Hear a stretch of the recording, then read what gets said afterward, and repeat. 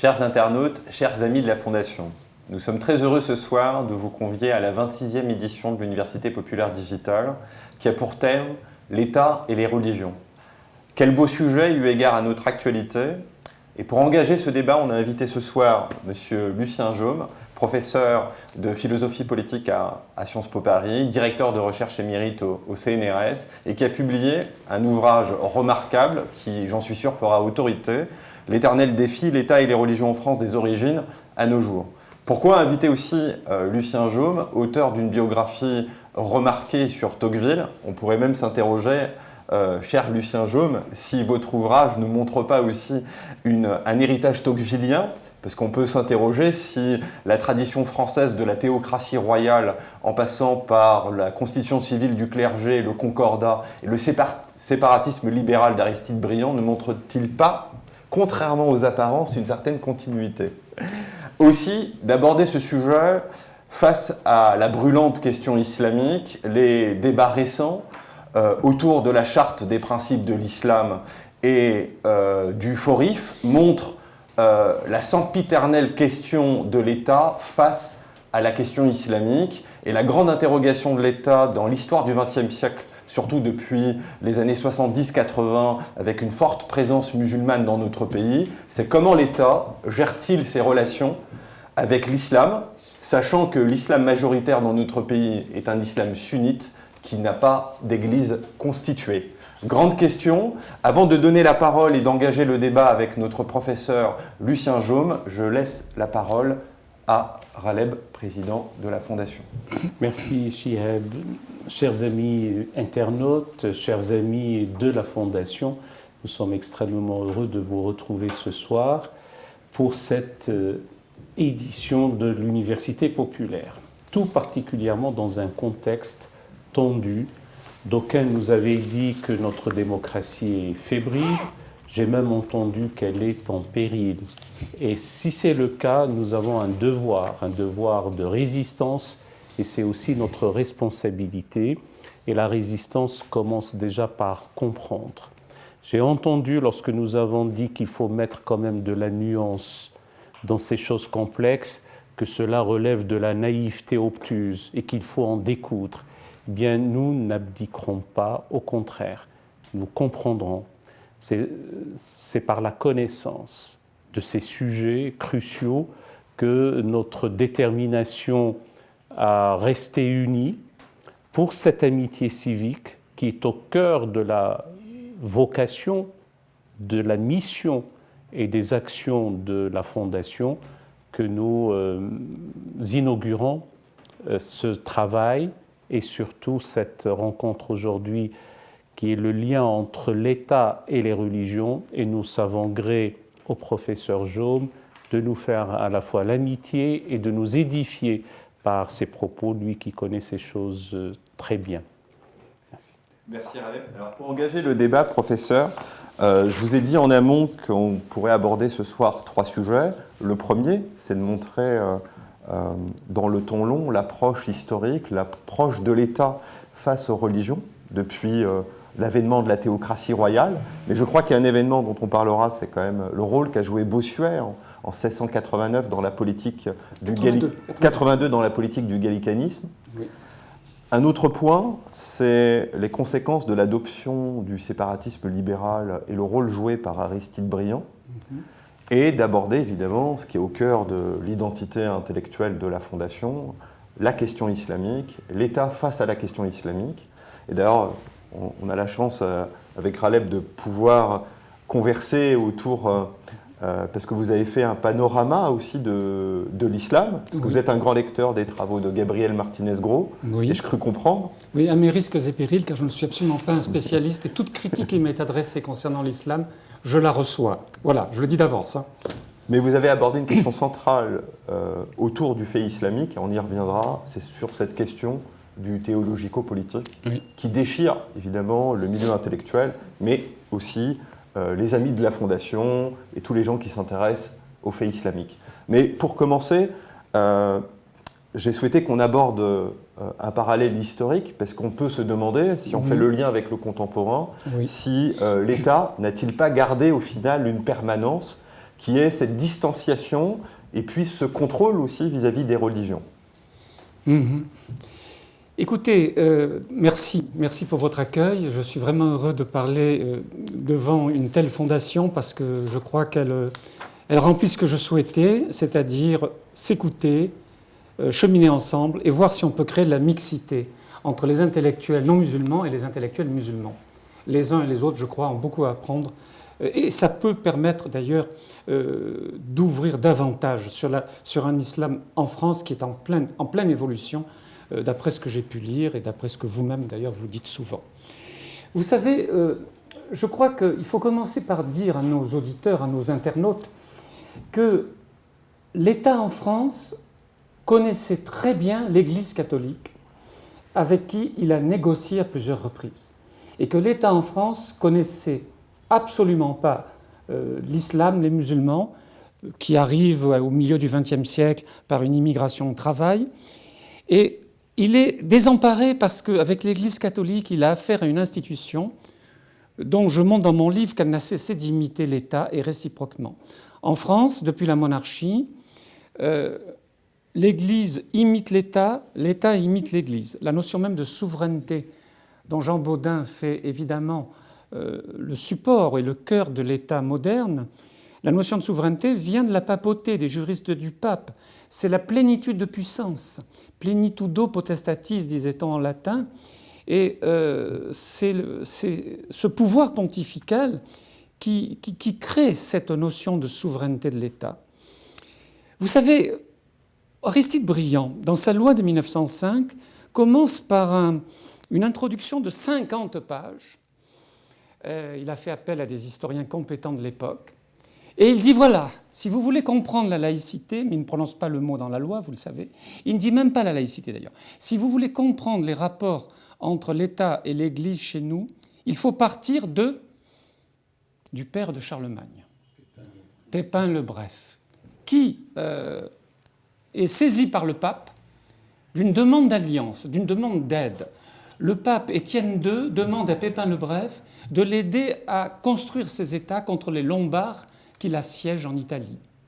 Et le pape, réciproquement, puisque le roi des Francs accepte, le pape réciproquement dit « Je prends la France sous ma protection spirituelle ».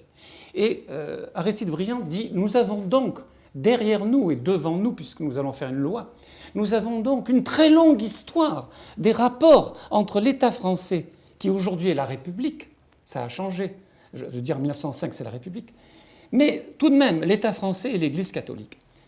Autant l'État français connaît l'Église catholique, avec qui il passe divers accords, je vais les énumérer très vite, autant il est devant des individus croyants, musulmans, devant des familles, devant des communautés de prière. Mais l'État en France ne négocie pas avec des individus ou des communautés. Et vous savez que les présidents, depuis au moins Sarkozy, n'est-ce pas, cherchent à construire une représentation de l'islam en France et de France, parce que justement, il faut que l'État ait des interlocuteurs qui soient légitimes. Et je ne vous apprends rien. Sur la crise de représentation, voilà, et la question de la légitimité. Le problème est là, vous savez. Bien sûr.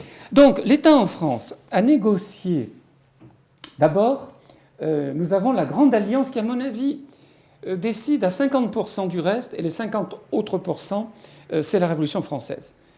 L'État a instauré cette alliance entre le roi Louis XIV, je saute directement au gallicanisme et au XVIIe siècle. L'État a instauré cette alliance entre le roi Louis XIV, qui est roi de droit divin, immédiatement. Il est directement désigné par Dieu, l'Église ne le désigne pas. L'Église ne fait que consacrer ce dessein de Dieu et ce doigt de Dieu sur le roi. Le roi Louis XIV est roi de droit divin face à une Église catholique qui est de droit divin, puisque Jésus dit à Saint Pierre, « Tu es Pierre, et sur cette pierre, il fait un jeu de mots, tu es Pierre, et sur cette pierre, je construirai mon Église. » Donc, nous avons deux légitimités qui, toutes les deux, se recommandent la même source, à savoir le Dieu chrétien, et je dirais aujourd'hui judéo-chrétien. Bien. Vous devinez bien que cela conduit à des relations de complémentarité entre le politique et le religieux, de concurrence aussi. À tel point que Fénelon, par exemple, à l'époque de Bossuet au XVIIe siècle, Fénelon, l'autre grand évêque, dit « Le roi en France est plus pape que le pape ». Tellement le roi a mis la main sur l'Église et s'assure par ses parlements qu'aucun texte venant de Rome n'entrera en France, n'entrera dans le clergé français, ne sera lu en chair, que si la justice du roi décide de laisser passer ce texte.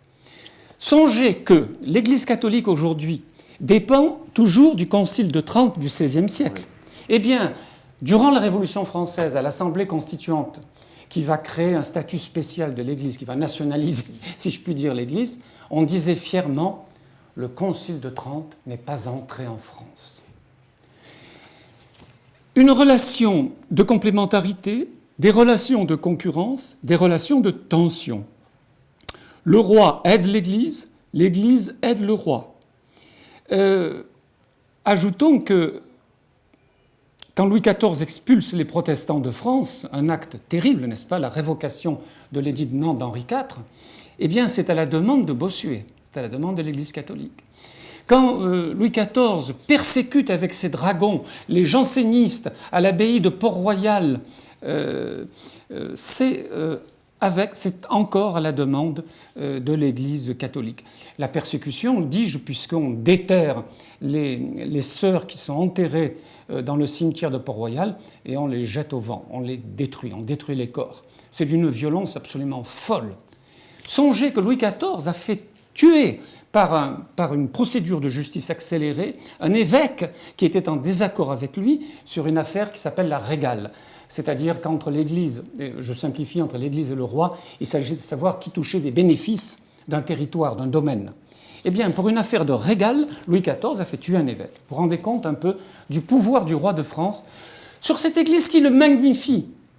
Je fais toujours étudier à mes étudiants le texte de Bossuet qui est intitulé « Ce que c'est que la majesté ». Définition de Bossuet, la majesté est l'image de la grandeur de Dieu dans le prince. L'image de la grandeur de Dieu dans le prince. Ce n'est qu'une image, car à la fin du texte, il dit « Vous mourrez comme tous les hommes, vous roulerez dans la poussière, vous n'êtes qu'un mortel ».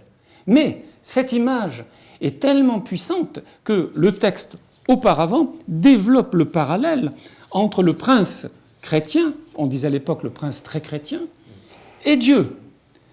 Le roi est comme Dieu, par exemple parce qu'il voit instantanément les ennemis du royaume et ses longs, je cite, « ses longs bras vont les chercher aux extrémités du royaume ». Autrement dit, il n'y a aucun abri assuré devant Dieu, nous le savons tous, d'après Bossuet, il n'y a aucun abri assuré devant l'œil du roi, etc., etc. Donc, c'est vous dire que cet État entre donc dans une relation très étroite avec l'Église catholique, ce qui est scellé par le concordat qu'avait signé François Ier, le concordat de Bologne. Arrive la Révolution française. Cette fois-ci, l'État décide de faire servir totalement l'Église au dessein de la Révolution française. C'est-à-dire que les évêques et les curés, désormais, les évêques perdent leur diocèse. Le diocèse, ce sera uniquement le département défini par l'Assemblée nationale, la constituante. C'est-à-dire aussi que les évêques et les curés seront élus par les citoyens les plus riches, qu'on appelle les citoyens actifs. C'est-à-dire aussi qu'on ne s'occupe absolument pas de ce qu'en pense le pape. Il n'est pas consulté. Et on ne s'occupe absolument pas de ce que pense l'Église catholique, car, certes, il y a 80 évêques, à peu près, je crois, dans l'Assemblée constituante. Ils sont d'ailleurs assez réformateurs pour la plupart. Mais on leur dit, vous n'êtes pas l'Église, le corps de l'Église est dissous. Vous êtes des élus, vous êtes des députés. Donc, quand vous vous prononcez, prenez garde. Ouais. Vous parlez de l'abbé Grégoire, d'ailleurs. Alors, l'abbé Grégoire, lui, c'est autre chose. Parce que, autant les évêques vont être quand même réticents devant cette destruction de l'édifice pluriséculaire de l'Église, autant l'abbé Grégoire, lui, est le premier à voter la constitution civile du clergé. Il prend le parti de la Révolution et il dit, cette Église, il faut la régénérer. Régénérer, le grand mot de l'époque, on régénère la nation, on régénère l'État, on régénère toutes les institutions. Comme les prêtres disent que la régénération vient de Saint Paul par le baptême, mourir avec le Christ et ressusciter avec le Christ, tel est le baptême qui nous fait entrer dans le corps de l'Église, eh bien, je peux dire que l'Assemblée constituante a voulu régénérer les régénérateurs. Ce qui est extraordinaire. C'est vraiment d'une audace qui, à mon avis, en dit long sur l'idée que l'État se fait de sa puissance. Car cela va continuer. Évidemment, cette constitution est une catastrophe. Schisme dans l'Église catholique, 50% des curés refusent l'institution, tous les évêques, sauf le cher Talleyrand et deux autres, refusent la constitution. Guerre civile, la Vendée se soulève, notamment pour cette raison, etc., etc. Catastrophe. Donc Bonaparte décide que ça ne peut plus durer. Je fais un saut, n'est-ce pas? Je passe de 1790 à 1801, et Bonaparte dit il faut rendre l'Église à elle-même. Oui, mais il rend l'Église à elle-même en obligeant le pape à démissionner d'office un nombre considérable d'évêques, ce qui ne s'était jamais vu dans l'histoire. Je ne sais plus si c'est une cinquantaine, si c'est une soixantaine, qui sont d'office envoyés à la retraite. Le pape s'incline. Et d'autre part, point très important, dans le concordat tel qu'il est signé et dans les articles organiques qui l'accompagnent, il est dit que les évêques doivent dénoncer à la police de l'empereur tout complot dont ils auraient connaissance dans leurs églises. Ce qui est aussi extraordinaire. Et on disait à l'époque, oui, Napoléon a deux préfets. L'un est vert et l'autre est de la pourpre ou les hommes en noir, pour les curés. Manifestation, là encore, de la puissance de l'État. Et nous arrivons donc à la loi de 1905. La loi de 1905 allait-elle être une loi de domination sur l'Église, puisque l'Église est devenue contre-révolutionnaire suite à ces événements. Elle n'admet pas la modernité. L'Église est incompatible avec la démocratie, comme on le dit aujourd'hui, comme certains le disent aujourd'hui de l'islam. Qu'est-ce qu'elle a évolué? Puisqu'avec Vatican II, elle considère que la démocratie est le meilleur régime pour les chrétiens. Alors, bon, nous verrons. Professeur, si vous voulez bien... La loi de 1905 n'est pas une loi finalement de domination sur les églises, c'est une loi libérale. Aristide Briand explique qu'il faut laisser les cultes dans leur liberté, mais bien entendu, il faut les soumettre à des conditions d'ordre public. Et les deux formules qui ouvrent la loi de 1905 sont tout à fait intéressantes. Article 1er, la République assure la liberté de conscience. Le mot « assure » est très important, c'est-à-dire que la République va veiller partout à ce que la liberté de conscience soit préservée. Si elle n'était pas préservée, on pourrait se plaindre en justice. Et deuxième phrase, elle garantit le libre exercice des cultes. Même chose, la République, qui est personnifiée ainsi comme vous le voyez, c'est l'État républicain personnifié. La République garantit le libre exercice des cultes, c'est-à-dire qu'elle s'engage à une action sur la société qui n'est pas une action de contrainte, qui est une action de préservation de la liberté. Merci professeur. Et justement, Raleigh, nous on n'arrête pas de dire à la Fondation que la loi de 1905 est une loi libérale et une loi d'émancipation et qu'elle n'est pas hostile aux religions. Et malheureusement, Dieu sait qu'il y a des contresens sur ce sujet. Nous l'avons toujours dit, nous le croyons, nous pensons même qu'il faut l'appliquer dans toute sa rigueur, aussi bien ces articles fondamentaux, ce qui vient juste d'être cité par Lucien Jaume, et aussi ces articles dits techniques qui sont un peu à la fin, à partir du 33e et 34e article. Moi, j'en sais gré au professeur Jaume de nous avoir amenés sur cette fresque historique. Nous avons eu à la fois du père de Charlemagne jusqu'à la loi de 1905, l'aigle de Meaux Bossuet et le cygne de Cambrai-Fénélon, et cette relation entre l'État qui finalement, d'aucuns font remonter à Machiavel l'idée du status, c'est lui qui insiste sur l'idée de ce status rei publicae, c'est-à-dire l'état ou la situation de la chose publique, après avec, et je le dis sous votre contrôle, après avec le cardinal de Richelieu qui va encore donner plus d'importance à l'État, avec ses missions, j'allais dire, d'encadrer la société, d'organiser une mission aussi organisationnelle et puis exercer le droit au sein de l'État. C'est-à-dire que ça devient un cadre. Donc nous arrivons à 1905 nous regrettons maintenant, a posteriori, que cette loi ne fut pas appliquée dans les départements d'outre-Méditerranée. Parce que vous nous avez autorisé de revenir sur tel ou tel aspect, cher Lucien Jaume. Autant l'État contemporain, récent, moderne, a des difficultés avec l'islam ramené à la venue d'immigrants, et je dis souvent que l'immigration et l'islam ne sont pas tautologiques. Cela se recoupe, mais l'un n'épuise pas l'autre.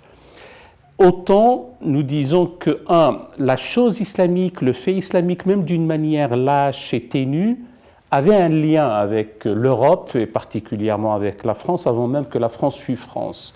Même si la relation était complexe, ambivalente, entre fascination et aversion, entre admiration et répulsion, entre conflit et alliance, tout cela existait.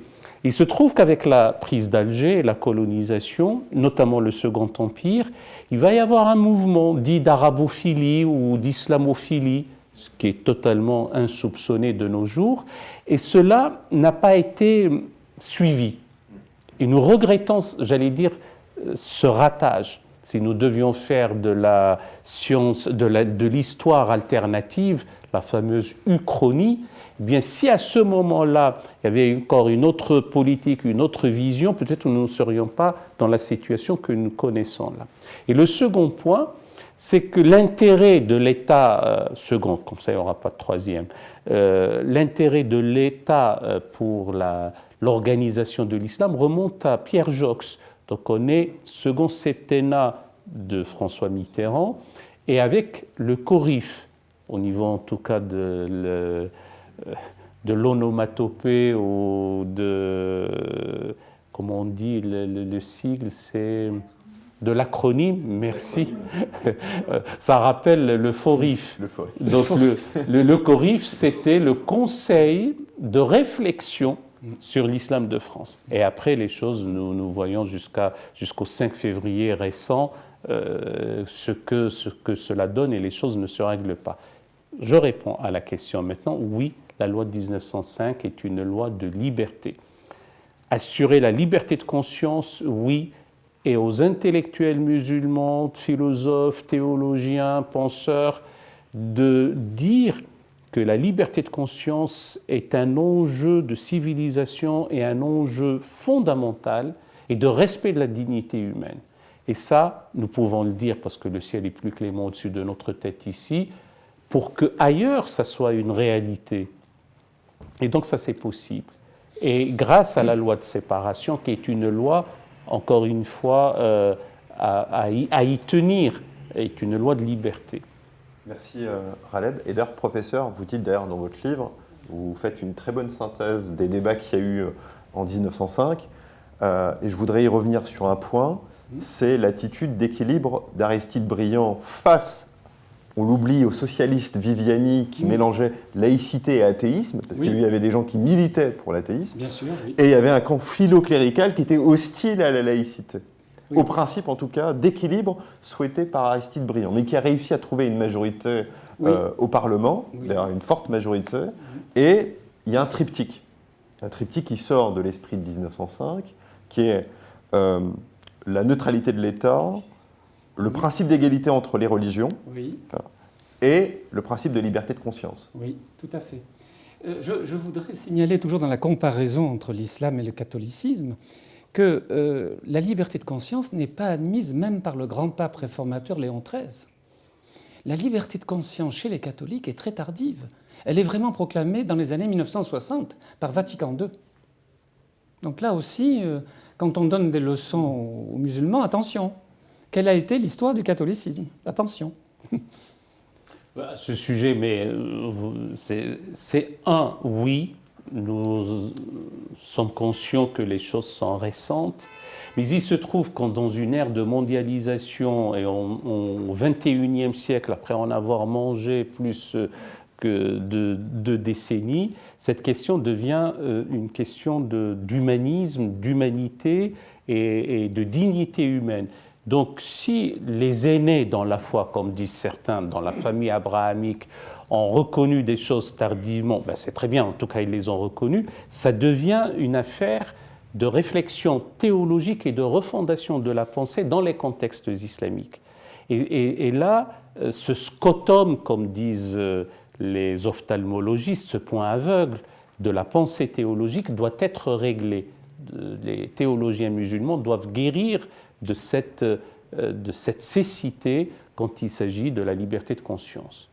Je suis très ébloui à ce propos par la déclaration des principes du culte musulman qui a été publiée en janvier 2021, à la demande sans doute du président Macron, n'est-ce pas, et qui est actuellement, j'invite les auditeurs qui éventuellement ne le sauraient pas, qui est actuellement sur le site de la Grande Mosquée de Paris. Moi, c'est un texte que je reproduis à la fin de mon livre. Parce que, dans les annexes de votre ouvrage. Dans les annexes, parce que notamment la liberté de conscience occupe une place reconnue. Ça a donné lieu à un débat qui Oui. est pourquoi exiger d'une catégorie des citoyens ce qu'on n'exige pas des autres, et il suffit simplement d'appliquer la loi. S'il y a une coercition, une violation dans l'intimité de la conscience de quelqu'un, cela tombe sous le coup de la loi, et donc il n'y a aucune raison de le demander que d'une composante de la nation.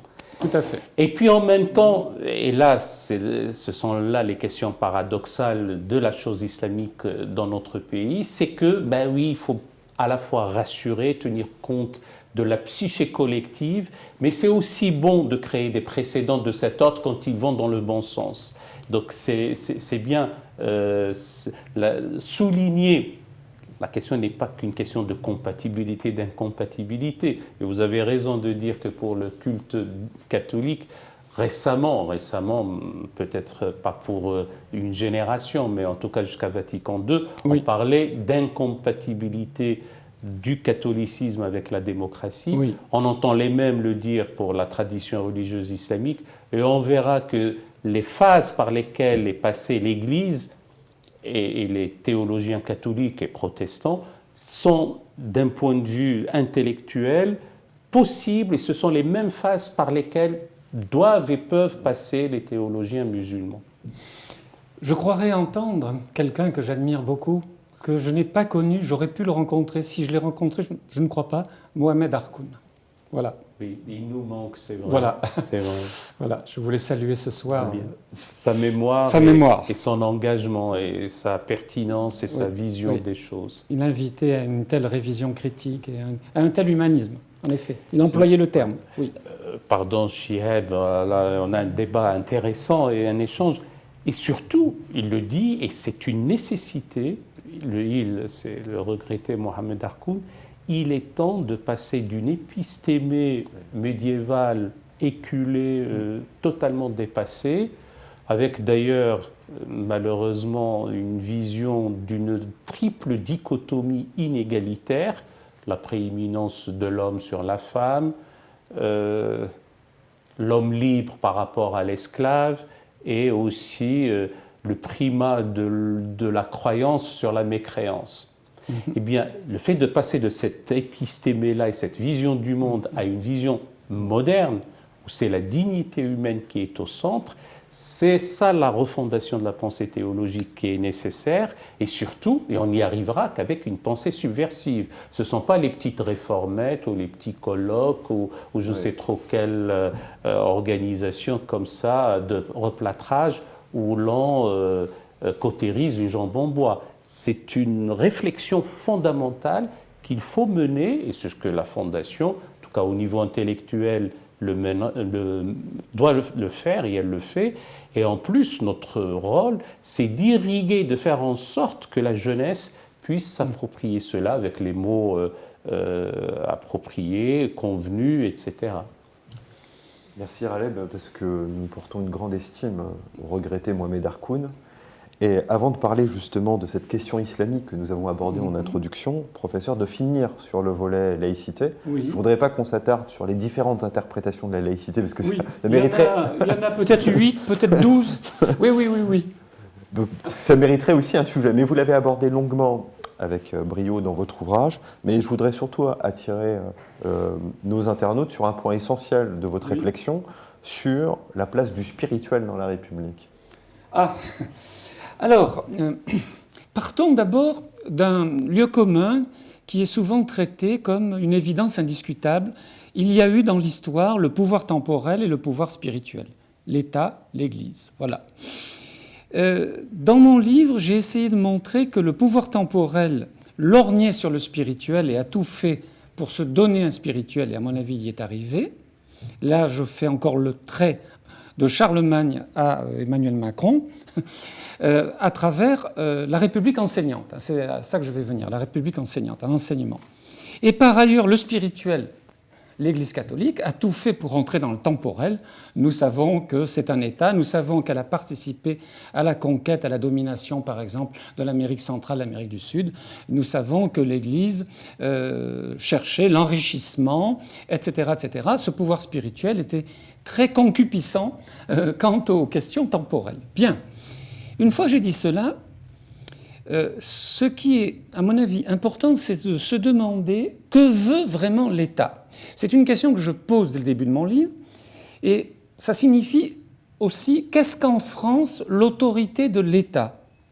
Et puis, troisième aspect, attention, cet État est spécifiquement républicain. Comme dit mon ami Éric Anceau, historien qui vient de publier aussi un livre sur la laïcité, comme dit mon ami Éric Anceau, il y a beaucoup d'États laïques, mais pour autant, cette laïcité n'implique pas le républicanisme à la française. Et nous allons parler du spirituel. Donc, il faut faire attention au fait que la laïcité française est spécifique, quoi qu'en ait dit un grand monsieur, monsieur Bobéro, n'est-ce pas? Cette laïcité française est spécifique. Que veut l'État à partir du moment où, par exemple, il institue le statut de la constitution civile du clergé?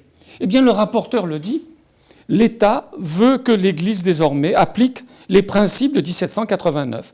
Les droits de l'homme, l'égalité, la liberté, la fraternité. La fraternité viendra un peu plus tard. Bon, applique les droits de l'homme. Il faut que le message de Jésus-Christ soit confondu avec le message de la Révolution française. Voilà ce que voulait l'État. Ensuite, que veut Napoléon Bonaparte? Des policiers et des curés, voilà ce que je veux, parce que l'ordre régnera. C'est clair, il a dit. Et d'ailleurs, il fait écrire un catéchisme impérial. Et dans ce catéchisme, mes préfets. Ce sont mes gendarmes. Voilà, sa phrase exacte, merci. Ce sont mes gendarmes et mes préfets. Voilà. La loi de 1905, que veut l'État? Il faut bien voir qu'il y a deux séparations. Jules Ferry, en 1882, dit « Nous procédons, messieurs, dit-il au Sénat, nous procédons... » Il n'y a pas de dame au Sénat. Messieurs, dit-il au Sénat, nous procédons à la séparation de l'Église et de l'école. Et cette formule, il va la répéter encore 2 fois. C'est la première séparation. Cette première séparation, sous le régime du Concordat de Napoléon. Cette séparation vise à quoi? Elle vise à enlever aux congrégations religieuses, qui sont quelque chose comme 20 000, enfin, elles sont très nombreuses, à enlever aux congrégations religieuses l'enseignement pour créer un enseignement public, gratuit, laïque. Que veut dire laïque à ce moment-là? Un enseignement, alors il faut regarder les circulaires de Jules Ferry, je les ai ici, on ne va pas les lire en détail. C'est un enseignement qui apprend les droits de l'homme, les principes de la République, l'égalité entre tous les citoyens, à ne jamais prononcer le nom de Dieu à la légère, mais toujours avec respect. Car Jules Ferry dit « Je suis anticlérical », c'est-à-dire je combats l'Église et les congrégations, mais je ne suis pas anti-religieux. Et il ajoute « Jamais, je ne serai jamais anti-religieux ». Point important, la laïcité de Jules Ferry, c'est quoi? C'est une philosophie et c'est une politique. Au Sénat, toujours en 1883, il dit « Messieurs, nous vous avons promis la neutralité confessionnelle. Nous ne vous avons jamais promis la neutralité politique, ni la neutralité philosophique. » Cette formule est absolument capitale. Car nous voyons bien que la laïcité, selon Jules Ferry et selon son collaborateur Ferdinand Buisson, qui a en réalité écrit toutes les lois et toutes les circulaires de Jules Ferry, issus du protestantisme, et le déclare fièrement, alors qu'il n'a plus la foi, mais il le déclare fièrement, nous voyons bien que cette laïcité de Jules Ferry consiste à créer un pouvoir spirituel, à créer une doctrine d'État et une philosophie d'État. Alors, autre discours de Ferry, dans son premier ministère de l'instruction publique, en 1879, c'est une loi sur la liberté de l'enseignement public, de l'enseignement supérieur, pardon, car il y a eu un moment de liberté de l'enseignement supérieur où les évêques siégeaient dans le Conseil de l'instruction publique et où il y avait une mixité dans la dévolution des diplômes. L'Église a toujours voulu en France mettre la main sur les diplômes, et notamment sur le baccalauréat, qui était la voie royale des enfants de la bourgeoisie. Et dès la monarchie de Juillet, Victor Cousin et François Guizot, c'est une bagarre pour maintenir le monopole des grades à l'État, n'est-ce pas? Bon, eh bien, en 1879, Jules Ferry, donc, dit « Pourquoi voulons-nous des médecins, des pharmaciens, des scientifiques ?» Il ne dit pas des philosophes, des littéraires, hein, il ne parle que des sciences. Pourquoi l'État donne-t-il de l'argent à ces formations? Ce n'est pas pour cela, le texte est stupéfiant, ce n'est pas pour cela, c'est-à-dire ce n'est pas pour la science. C'est pour avoir une morale d'État et une doctrine d'État. Affirmation absolument bouleversante qu'en général on a pieusement refermée et occultée, n'est-ce pas? Jules Ferry est tout à fait conscient que pour que l'État de type républicain, pas l'État en général dans tous les pays, pas l'État en tant que concept, si vous voulez, de Jean Bodin, mais l'État de type républicain à la française, doit avoir une morale d'État, une instruction civique, une forme de pouvoir spirituel, car ce qu'on enseigne, c'est la dignité de l'homme, en effet, c'est l'égalité, c'est le respect des personnes âgées, c'est dans les circulaires du ministre, c'est ne pas trop aimer l'argent. Le ministre Jules Ferry, dans l'une de ses circulaires, explique qu'à l'école primaire, on apprendra à ne pas trop aimer l'argent. Que dirait-il aujourd'hui? C'est sûr. Peut-être qu'il se retourne dans sa tombe, qui sait. Bon. Donc, est-ce que nous pouvons parler d'un pouvoir spirituel? Alors, là, il y a une différence entre Jules Ferry et son collaborateur Ferdinand Buisson. Ferdinand Buisson va très loin. Il explique que la morale laïque, formule que n'emploie pas Jules Ferry, qui n'emploie jamais. Jules Ferry dit « l'enseignement laïque de la morale », c'est-à-dire l'enseignement par un personnel laïque de la morale. Et il dit « la morale universelle ». Il n'y en a qu'une, dit-il. La morale de nos pères. La morale du christianisme, dit-il. La morale des philosophes. La morale de Kant. Il ne fait pas de détails. Il n'y a qu'une morale. Ferdinand Buisson, lui, dit « la morale que les instituteurs enseignent, ils ne le savent souvent pas, est issue des juifs et des chrétiens. Elle est judéo-chrétienne. Cette morale que l'instituteur enseigne à nos enfants est finalement, alors c'est moi qui emploie ce mot, ce n'est pas Buisson, c'est pour me faire comprendre, c'est une transmutation, je dirais. Il n'emploie pas ce terme, n'est-ce pas? Mais ce qu'il dit est quand même très proche, c'est une transmutation des valeurs judéo-chrétiennes. Ne fais pas autrui ce que tu ne voudrais pas qu'on te fasse, aime ton prochain comme toi-même. Buisson les reprend dans certaines de ses conférences, parce qu'il est partout. Il va en Amérique, il discute pédagogie avec les Américains, il multiplie les conférences. Buisson explique que, selon la formule de son patron, Jules Ferry, l'enseignement laïque n'est pas la formule m'échappe un peu. En gros, l'idée, l'enseignement laïque ne fait pas partie de l'enseignement religieux, mais, alors voilà la formule exacte, mais il ne le contredit pas. Il ne le contredit pas.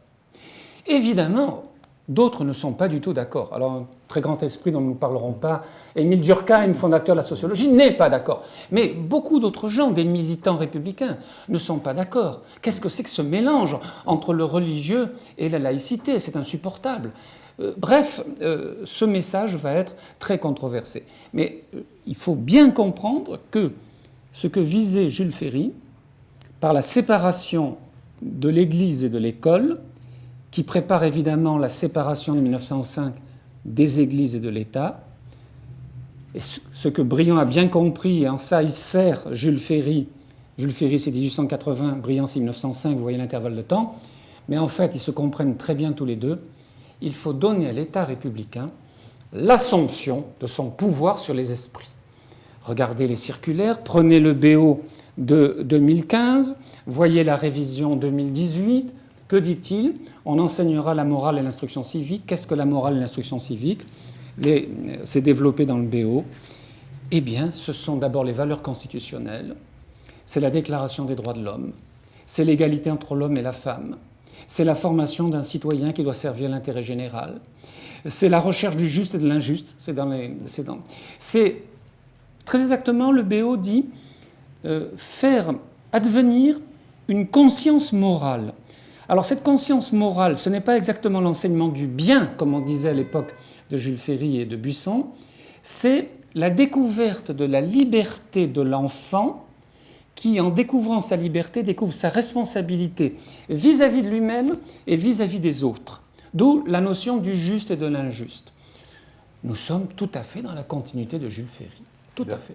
Et d'ailleurs, Aleb, c'est pour ça qu'on dit toujours que l'école est au cœur du projet républicain. Et d'ailleurs, vous avez souligné, je crois, dans une conférence, que Pierre Nora l'avait noté justement dans les lieux de mémoire, sur la place de la République des instituteurs. Ah, tout à fait. D'ailleurs, Pierre Nora consacre un article dans ses lieux de mémoire à l'énorme dictionnaire en 4 énormes volumes comme ça de Ferdinand Buisson, dictionnaire de pédagogie et d'instruction primaire, où il a mobilisé 500 collaborateurs. En 1911, il publie une deuxième édition beaucoup plus abrégée. Il donne la parole à Émile Durkheim, qui alors attaque la pensée de Ferdinand Buisson sans le nommer. Ils sont amis, ils sont de gauche. Buisson a cofondé le Parti radical. Ils ont été ensemble dans la lutte pour Dreyfus. Ils ont participé à toutes les aventures de la gauche. Ce sont des amis. Mais ils ne sont absolument pas d'accord. Ouais. Buisson, en 2 mots, Buisson, en tant que bon protestant, veut partir de la conscience de l'enfant, qu'il faut éveiller à elle-même. Durkheim dit pas du tout. Il faut partir de ce que la société impose à l'école, de ce que la société demande à l'école. Et il a des formules tout à fait étonnantes. Par exemple, la formule suivante, que moi, en tant que philosophe, je ne peux pas admettre. Moi, je suis plutôt kantien. Par exemple, Durkheim écrit « La société nous oblige parce qu'elle nous domine. » Et donc, c'est une bonne chose. Pourquoi avons-nous une obligation morale en nous? Non pas parce que c'est un instinct de l'homme, non pas parce que l'humanisme développe déjà cet élan qui est en l'homme, non pas parce que, Emmanuel Kant, il y a un impératif catégorique, mais parce que la société nous impose cela. La société nous domine. Bon, la divergence est forte, mais ils sont quand même d'accord sur la République. Alors, professeur, pour faire le lien avec la question de l'islam, oui, parce qu'elle est importante avec l'école. Avec l'école, c'est l'affaire de 89. Mais vous avez un propos qui est très important dans le livre, c'est vous dites que l'État est laïque, mais la société ne l'est pas. Ah, c'est évidemment une question importante. Elle va se trouver aussi en lien avec la question scolaire et l'affaire du voile à Creil. Ah, nous entrons dans les... Ah. Et donc, la question islamique explose à la société française et l'État va se trouver évidemment face aux dilemmes et aux convulsions de l'islam dans la société. Évidemment, on aura un propos à la fin, monsieur le professeur, sur votre lecture aussi de la civilisation islamique, mais pour faire le lien avec la question de l'islam de France, vous faites apparaître la question et la querelle scolaire. Et en fait, vous dites aussi que cette querelle scolaire, elle ne l'oppose pas des laïcs et aux anticléricaux, c'est avant tout une querelle laïque. Alors, partons de la formule « l'État est laïque, la société ne l'est pas ». C'est une formule que Jean Bobéro rappelle souvent, et il a parfaitement raison. Et aujourd'hui, je connais un certain nombre de juristes, puisque je suis moi-même à la Société de droit constitutionnel, qui sont très inquiets des évolutions actuelles, considérant que cette formule, parfois l'État tente à l'oublier, et peut-être dans la récente loi du mois d'août dernier, loi destinée à conforter les principes de la République. Bon, alors partons d'abord donc de cette formule, c'est l'État qui est laïque, la société ne l'est pas. Qu'est-ce que cela veut dire? Cela veut dire que la société est plurielle. L'État a beau vouloir peut-être une morale très précise, l'État a beau vouloir peut-être une unité très forte, de plus en plus, c'est d'autant plus vrai, n'est-ce pas, au XXIe siècle, cette société est plurielle. Alors, quand en droit, dans le droit public, quand on définit l'objet religieux comme les cultes, depuis au moins Aristide Briand et sans doute avant, les États-Unis parlent de la liberté religieuse. En France, on ne parle pas de la liberté religieuse, sauf l'Église catholique et ses juristes, ses théologiens, ce qui est tout à fait normal, on le comprend pourquoi, et peut-être parlerez-vous vous-même, je ne sais pas, de la liberté religieuse pour les musulmans. En France, nous parlons des cultes, mais il ne faut pas faire de contresens. Cette notion juridique, par la jurisprudence acquise, ne veut pas dire simplement ce qui se passe dans le lieu du culte. L'ordre, l'arrangement, la gestion, qui a d'ailleurs créé un très grave problème après la loi de 1905 et 1925. La question des associations devant gérer les églises a créé un énorme problème puisque le pape a condamné ces associations. Passons. En fait, en droit actuel, quand on dit les cultes, quand on dit que l'État légifère sur les cultes, cela veut dire toutes les manifestations de la foi.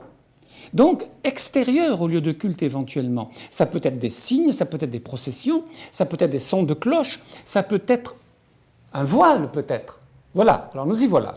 Nous approchons donc de ce qui s'est passé en 1989, l'affaire des foulards de Creil, qui a commencé en effet à créer de grandes controverses. Vous savez que 5 intellectuels français dans le Nouvel Observateur à l'époque ont pris parti contre le fait que certains pourraient demander que 3 jeunes filles dans ce collège continuent à garder le voile assez discret qu'elles avaient. Il ne s'agit pas d'un voile intégral, il s'agit d'un voile sur les cheveux. Et le chef d'établissement de ce collège s'y est opposé et a dit que si elle voulait continuer ainsi, il fallait envisager une autre forme d'enseignement, par exemple par correspondance. Bien. Cette affaire, si vous voulez, posait la question de savoir si l'enseignement en France fait partie de la société. Et là, effectivement, on touchait au point sensible de la République, telle qu'elle s'est constituée chez nous. Pas la République en général, mais la République à la française. L'école, à cette époque, je suis moins sûr qu'aujourd'hui ce soit aussi clair. À cette époque, moi-même j'ai enseigné 14 ans la philosophie en lycée, donc je connais l'école. L'école à cette époque était considérée comme le lieu de l'abstraction. Quand on était à l'école, il n'y avait ni intérêt économique, ni différence entre les familles, ni problématiques régionales et régionalistes, ni intérêt économique de tous ordres, ni religion. Cela dit, Jules Ferry était très soucieux de permettre aux enfants de l'école publique de recevoir un enseignement religieux. C'est pour ça qu'on a choisi parfois le mercredi, parfois le jeudi. Et même au début, Jules Ferry voulait dans sa loi, il a dû reculer, voulait que les rabbins et les curés puissent une fois dans la semaine donner leur catéchisme, leur enseignement au sein de l'école. L'école comme un bâtiment. Bon, il a dû reculer parce qu'on lui a dit non, il faut qu'il reste dehors. Bon, mais c'est pour vous montrer l'esprit de largesse de Jules Ferry qu'on n'a pas toujours présenté sous cet angle-là. Bien. Alors, que ces jeunes filles musulmanes aient un signe que bientôt le législateur va appeler soit ostentatoire, soit ostensible, c'est-à-dire qui frappe les yeux. Bon. Que ces jeunes filles puissent arborer ainsi un signe dans la classe, certains ont dit oui, cela fait partie de la liberté individuelle. Et d'ailleurs, l'Europe, enfin la Cour européenne des droits de l'homme, quand elle a eu à se prononcer sur ces affaires, a bien dit, et c'est d'ailleurs dans la Charte européenne, il est bien dit que l'on peut manifester sa religion dans l'espace public, on peut la manifester, on peut l'exprimer, on peut la dire, en dehors du lieu de culte, c'est dans les textes européens. Donc, en même temps, la justice européenne, la Cour européenne des droits de l'homme a tenu à laisser une grande liberté aux différents États. Elle s'est un peu résignée. Au bout de plusieurs affaires, elle a fini par dire ces questions relèvent de l'identité constitutionnelle de ces États et de leur histoire. Donc, nous ne nous prononçons pas véritablement. Voilà. Donc, comme par hasard, le problème est parti de ce lieu sacré. Je choisis mon mot à dessein. J'exagère, mais je choisis à dessein mon terme de ce lieu sacré qu'était l'école de Jules Ferry. Alors, que pouvons-nous dire ensuite ? Je cède la parole. Parce que c'est un sujet évidemment très brûlant. Moi, j'ai souvenir d'avoir lu un petit livre qui était très instructif. C'était le livre de Régis Debray, « Ce que nous voile le voile ». Et Raleb, dans ce petit ouvrage, Régis Debray disait qu'on ne touchait pas à la sacralité de l'institution scolaire et qu'il revenait, il revenait à la circulaire de Jean Zay sur l'interdiction des signes religieux. Oui. Et un auteur que vous avez cité aussi dans le livre, qui est Alain. Il faut que nous en parlions. C'est-à-dire que l'individu doit venir à l'école et oublier et s'abstraire de toutes les appartenances. L'école est un mur nu devant les élèves. Voilà. Et Raleb, comment l'islam, et d'une certaine manière, peut-il s'approprier cette culture de l'institution scolaire? Deux choses à l'évocation du sacré. Une des définitions de la laïcité serait la cohabitation des sacrés aussi. Oui, les protestants vous rejoignent là-dessus. Oui. Bon. Et encore, quand il y a autant de sacrés ou de conceptions du sacré que de citoyens, et parfois des conceptions antinomiques ou contradictoires, que faire? Mais ça, c'est un autre débat qui n'est pas celui de maintenant. Le second point, effectivement, l'islam. Bon, conformément à la phrase désormais classique, Monsieur Islam n'existe pas, ce sont des hommes et des femmes qui incarnent cette tradition religieuse, et notamment dans son obédience sunnite, où on n'a pas une structure cléricale, on n'a pas d'autorité centrale. D'ailleurs, quand on dit qu'il n'y a pas de clergé, il y en a de fait un, ce sont les entrepreneurs du sacré, ou ce sont ces gestionnaires religieux, ou ces entrepreneurs identitaires prenant la religion comme ce qui épuise totalement les questions identitaires. En tout cas en France, parce que la question est relative à l'école, d'abord l'école doit être, me semble-t-il, un sanctuaire dans lequel, lorsque les élèves arrivent, sont en cours de construction de leur propre identité, de leur propre vision du monde. De ce point de vue-là, surtout lorsque la société est plurielle. L'État est laïque, mais la société ne l'est pas, sauf que la société est de plus en plus sécularisée. Elle est de plus en plus travaillée par de forts courants de sécularisation, voire, à en croire des sondages récents, la question du Dieu est évacuée. Oui, 53% sont athées parmi les Français, paraît-il. Voilà, 53% parmi la population. Donc venir, si j'ose dire, remettre les questions religieuses, et notamment au sein de l'école, qui est le point sensible de la République, doit relever de ce que j'appelle le triptyque suivant. Il y a le droit, il y a la psychosociologie et il y a, disons, la tradition ou la coutume. D'un point de vue du droit pur, et je le dis aussi sous votre contrôle, rien n'interdit à ce qu'un élève vienne avec son appartenance, alors arborant quelque chose qui parle de son appartenance confessionnelle. Simplement ostensible, ostentatoire, reste à l'appréciation de celui qui serait embêté ou gêné par la dite chose. Parce qu'on n'a pas mesuré, il n'y a pas un quantum qui nous dit qu'est-ce qui est ostentatoire et qu'est-ce qui ne l'est pas. Bon, ça c'est du point de vue du droit et le débat juridique peut être long. Mais il y a aussi une sorte de psyché collective. Et aux hiérarques musulmans et à leurs dignitaires, à leurs responsables, qui de mon point de vue n'ont pas été à la hauteur des événements de Creil, n'ont pas tenu compte de la polémique. Et donc il y a une psyché collective qu'il fallait, à mon sens, respecter. Et puis il y a une tradition, une coutume. Il se trouve qu'on a un enseignement libre au confessionnel et un enseignement dit public. Eh bien, on peut mettre ses enfants, dans ce cas, dans l'enseignement dit libre. Alors, on peut toujours me rétorquer, mais il n'y en avait pas assez. Ben, il faut s'arranger pour qu'il y en ait. Et ne pas crisper et braquer, j'allais dire, une opinion générale. Ça relève de la sagesse. Ça relève d'une volonté de ne pas ajouter fracturation à la fracturation. C'est le discours qu'on aurait dû tenir à ce moment-là.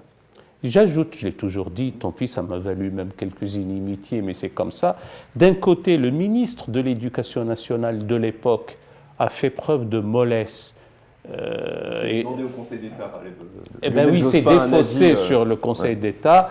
d'un côté, et de l'autre, les responsables musulmans ou les dignitaires musulmans auraient dû dire, pour nous, ce n'est pas ça l'important. Parce qu'à supposer par extraordinaire qu'il faille s'enchaîner à la référence scripturaire coranique, qui n'est pas très claire là-dessus, les injonctions nombreuses et impérieuses quant à l'acquisition du savoir sont beaucoup plus importantes que le fait d'emmitoufler de fillettes. Voilà ce que nous avons raté, nous, collectivement, j'allais dire, peuple de France, même si cela est discuté de nos jours. À ce moment-là, on est à 33 ans maintenant, enfin septembre prochain, nous serons à 33 ans d'un événement qui a commencé à marquer la crispation au sein de notre pays. Et à ce propos, Raleb, il a fallu donc la loi de 2004 pour mettre fin en fait aux sempiternelles querelles. Oui. Et pour faire le lien entre la question scolaire et la question de l'islam, j'en viens à cette question de l'organisation du culte et du rapport, et comment l'État gère-t-il ses relations avec le culte. D'ailleurs, dans votre ouvrage, vous rejoignez un peu nos positions, dire en fait que le sunnisme n'est pas une église constituée, mais que l'État a toujours eu des relations institutionnelles avec des représentants du culte, et donc c'est très difficile avec l'islam, parce que qui sont ces représentants? Oui, vous savez bien qu'il y a eu plusieurs tentatives. Charles Pasqua avait même obtenu que certains imams participent à la rédaction d'une première charte, n'est-ce pas ?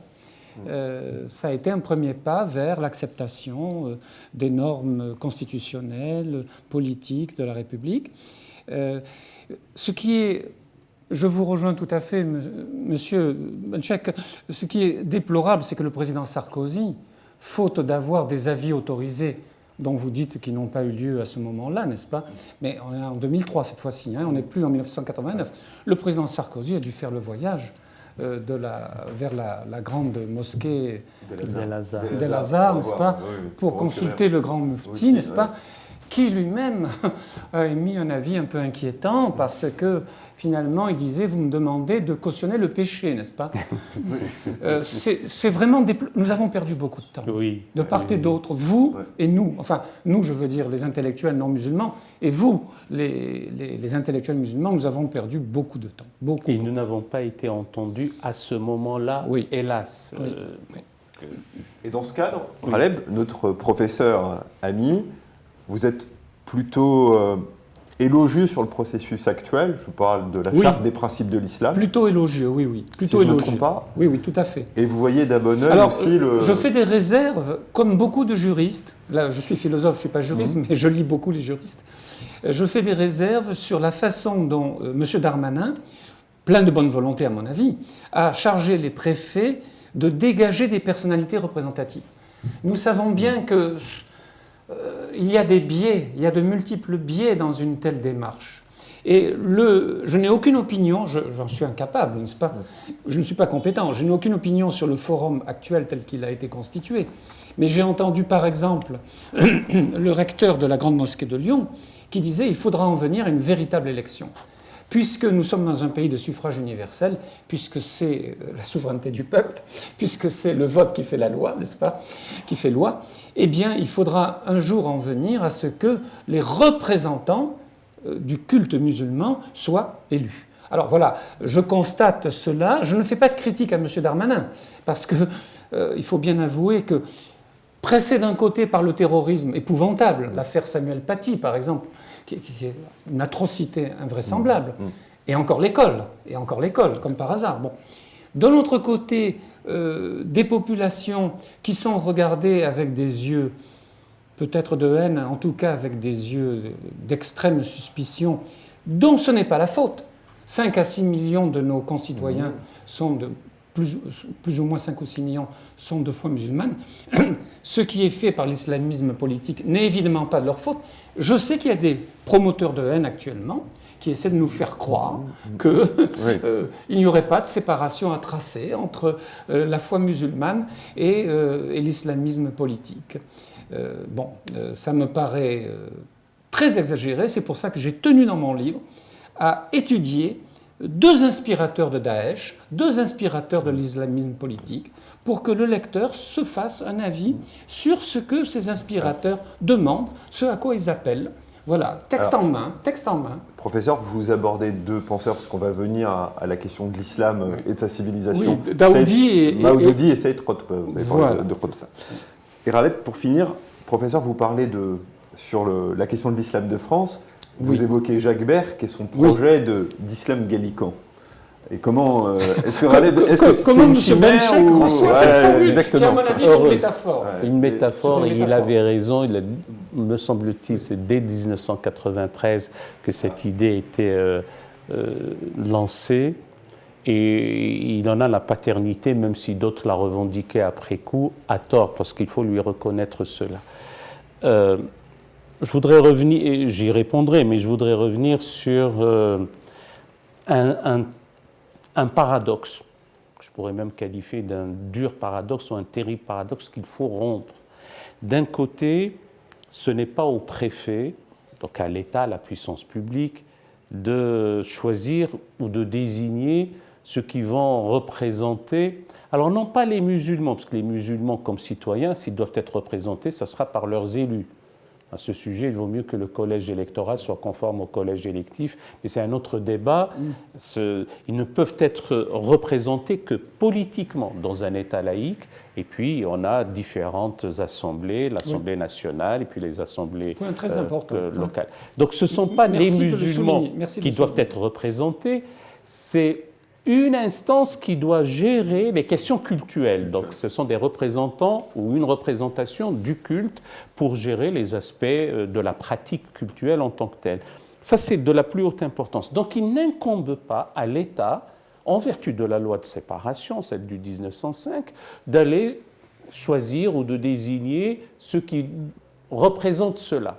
C'est une violation grave de la loi de 1905. Et en même temps, et c'est là où il y a le paradoxe, l'État est tout aussi fondé de trouver des interlocuteurs probes, intègres, sérieux, compétents, ce qui sous-entend quand je dis ça que ce n'est pas la réalité maintenant. Et donc il faut qu'on les trouve, qu'on les suscite. De ce point de vue-là, le recteur de la Grande Mosquée de Lyon a raison.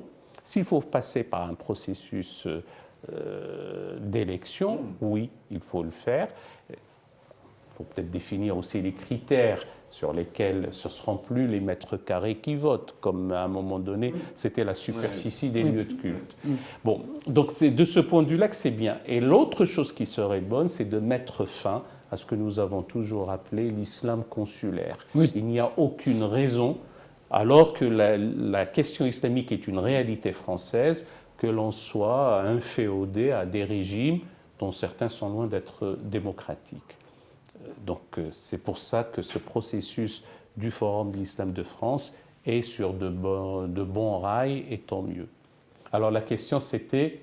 Sur l'Islam de France, la formule de Berck... la formule de Berck, oui. Alors si par gallicanisme on entend une sorte d'affranchissement d'une tutelle, en l'occurrence pour le gallicanisme à travers l'histoire de l'Église, ben oui, je venais juste de parler de l'islam consulaire, il faut s'affranchir à la fois d'un islam qui viendrait du Proche-Orient, du Moyen-Orient, avec la déferlante wahhabo-salafiste, dont nous voulons ici endiguer la déferlante et pour qu'il y ait ce reflux.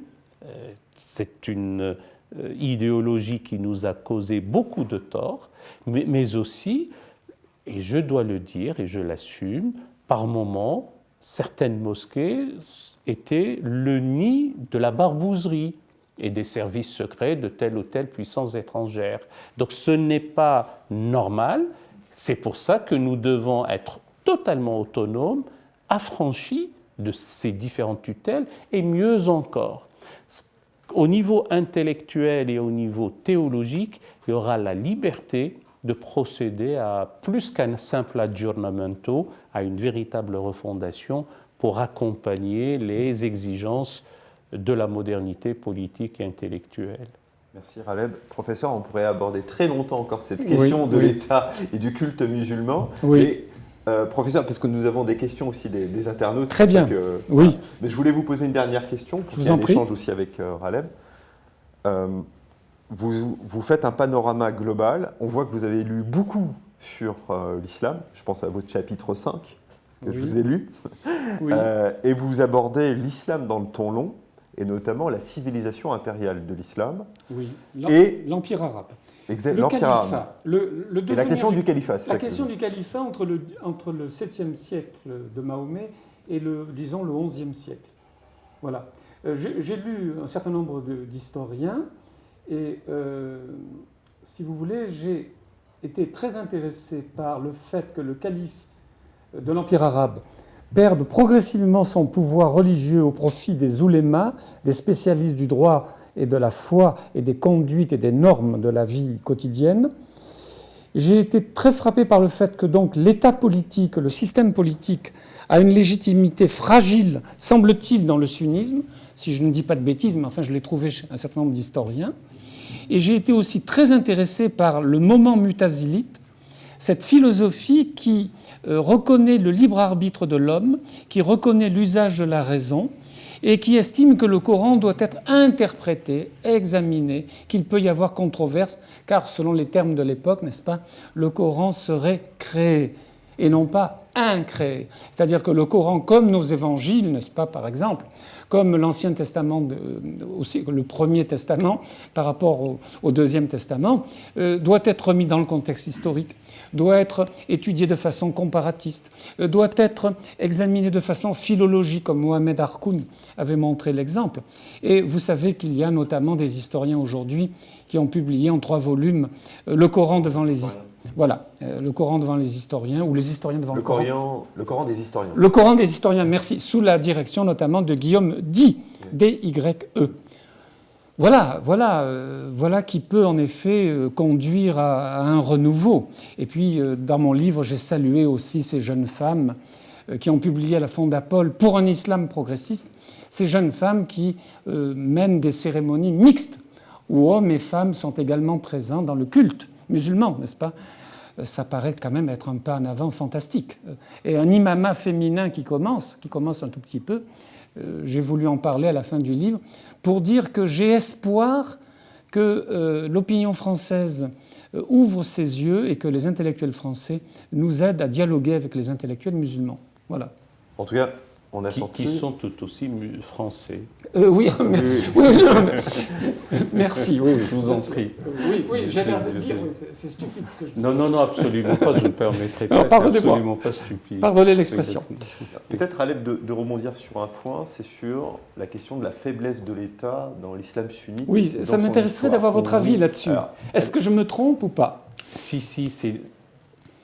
Enfin, ça arrive à la fin de notre séance. Oui. Peut-être qu'on lui consacrera une édition ad hoc. Nous répondrons aux questions des internautes. 3 choses. 1, aussi étonnant que ça puisse l'être, il n'y a pas une littérature consacrant l'État par une légitimité divine.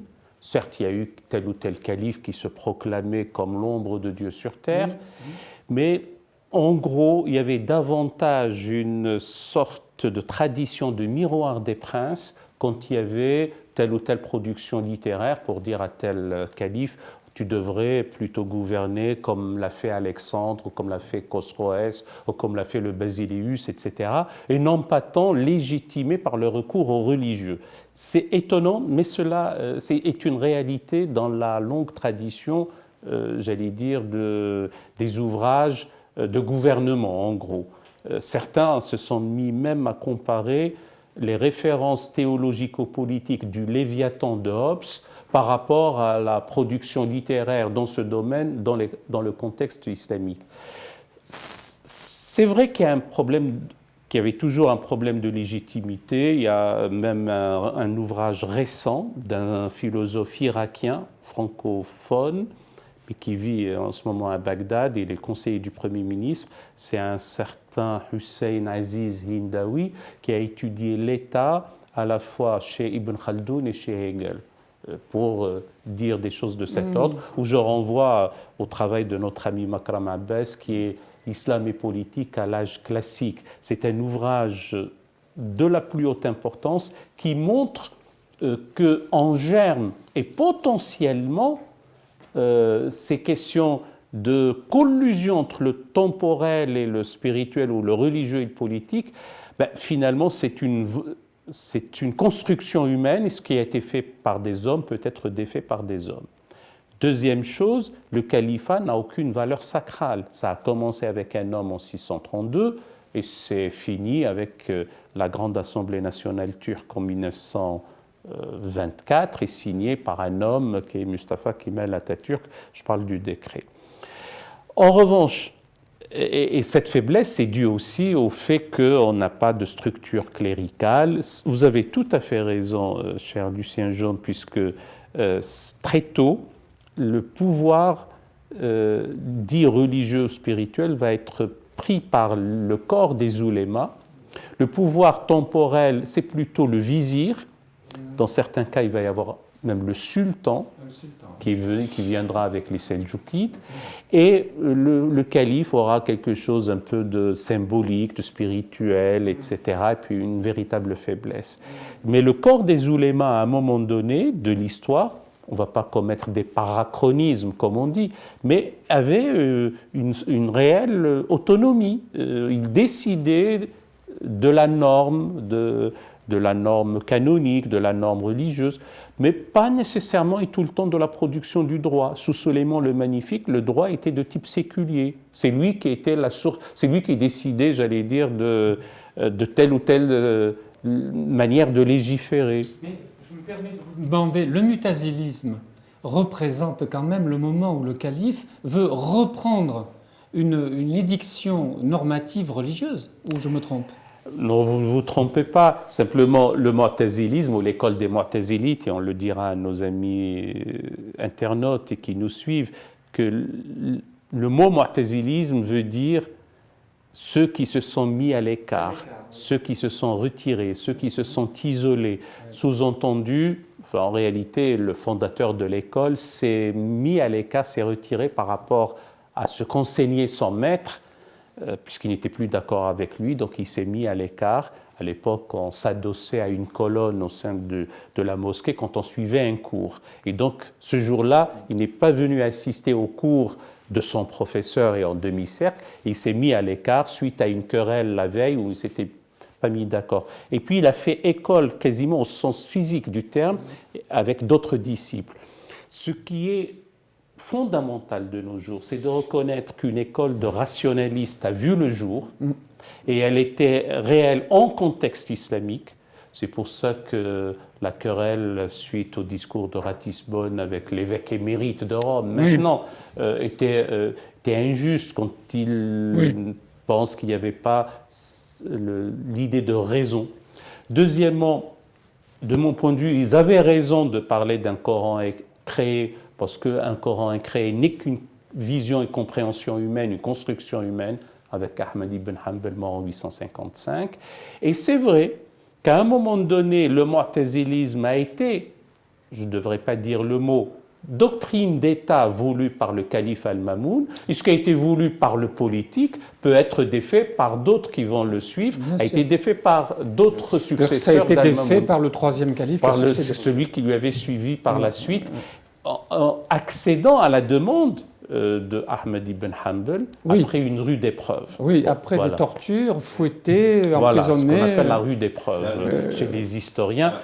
On ramasse les choses simplement pour laisser place à nos amis internautes pour qu'on ne pense pas qu'on néglige leur rapport. Alors, Raleb, je te remercie. Parce qu'on arrive, professeur, aux questions des internautes. Oui. On en a 5-6 structurantes. La première, je crois, est pour vous. L'Église catholique a connu un moment d'incompatibilité avec la démocratie. Oui. Quand ce dépassement a eu lieu et quand le changement a-t-il été opéré ? Le véritable changement très clair sur cette question se trouve dans les textes, il y a plusieurs textes du concile des années 1960. Excusez-moi, tout d'un coup, le mot m'échappe. Oui. Le concile Vatican II. Vatican II, oui, pardon. Oui, le concile Vatican II, dans ses différents textes, réconcilie l'Église avec la démocratie. Alors, il faut bien voir d'un point de vue philosophique qu'il y a un soubassement et une raison profonde à cela. La doctrine de l'Église catholique était que l'erreur n'a aucun droit. C'était le dogmatisme de l'Église catholique avant Vatican II. L'erreur n'a aucun droit. Seule la vérité a des droits. Or, la vérité, c'était Dieu, c'était Jésus-Christ. La vérité, c'était celle dont l'Église détenait, comme elle dit, le dépôt de la foi. Alors, dire que l'erreur n'a aucun droit et que seule la vérité a des droits, cela conduisait évidemment à la censure, au refus de la liberté de la presse, au refus de toutes les libertés de 1789, refus de la liberté d'association, quoique elle fût utile à l'Église, mais en tout cas refus de l'esprit critique, refus de tout ce qui constitue, encore une fois, les libertés modernes qu'apporte la Révolution française. Vatican II renonce à cette idée que l'erreur n'a aucun droit, cette idée qui a aidé à la persécution. Non, il n'y a pas une seule vérité face à des erreurs multiples. Il y a une recherche de Dieu, il y a des recherches différentes qui peuvent converger. C'est ce que l'Église admet. Et quand on dit ça, alors on admet la démocratie. Voilà, tel a été le tournant. Merci professeur. Et Raleb, une question qui est corollaire de la première. Qu'en est-il pour l'islam aujourd'hui? Alors qu'on n'arrête pas de dire qu'il y a incompatibilité entre l'islam et la démocratie. Surtout qu'on arrête avec la notion de la consultation, puisqu'elle est dans le Coran. On a même une sourate éponyme, la sourate de la délibération, le fameux verset 38 de la sourate 42, et leurs affaires sont objets de consultation parmi eux. Et puis on vient nous dire, vous savez, les fondements même de la consultation, de la délibération sont dans le Coran, donc il y a une compatibilité réelle entre l'islam, alors lequel d'ailleurs, l'islam et la démocratie. Non, c'est simplement le fait de laisser la gestion des affaires de la cité comme une délégation faite aux hommes, et qu'à aucun moment on trouve, à supposer, là où c'est pas extraordinaire qu'il faille s'enchaîner aux références scripturaires, chose qu'il ne faut surtout pas faire, a fortiori dans un État laïque tel que le nôtre. On ne peut pas venir dire « il m'a été révélé que » et de faire telle chose et j'impose à mes semblables. C'est même, ça relève d'un non-sens total. Eh bien, il faut dire que la gestion des affaires de la cité n'est pas consignée par écrit, ni dans le Coran, ni dans l'enseignement prophétique. Alors, si on reste dans la raison religieuse, ce n'est pas un oubli de la part d'un Dieu omnipotent, c'est simplement une chose qui relève de la liberté des hommes.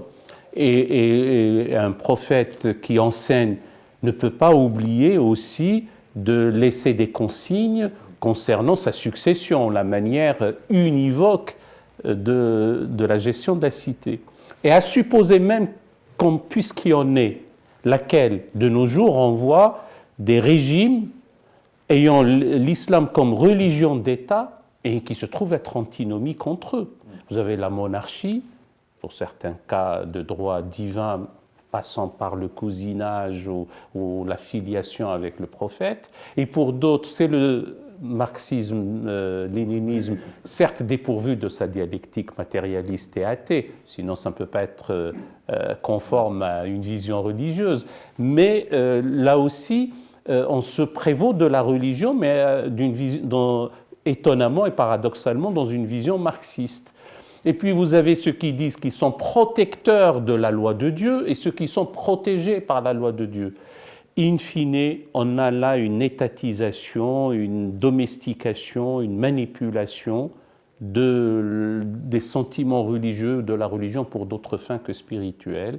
Et à un moment donné, quand il y aura de la liberté, de la démocratie, quand on aura les enjeux d'éducation, de bonne gouvernance, on se rendra compte que la religion, à un moment donné, a surtout servi pour asseoir le pouvoir de ceux qui ont une légitimité, sinon inexistante, au moins douteuse.